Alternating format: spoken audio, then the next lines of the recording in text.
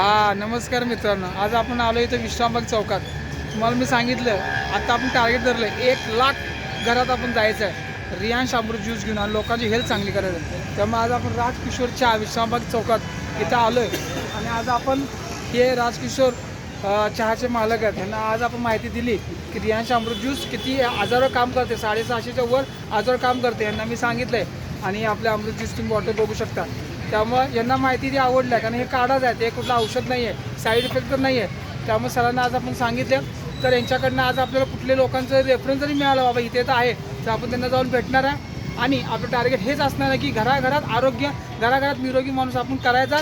त्यानंतरचा विषय की पुढं आपण काय होणार ते नंतरचा विषय, पण घराघरात आपण एक सुदृढ नागरिक करायचा आणि निरोगी मुक्त ते घर करायचं हे आपलं टार्गेट राहणार आहे.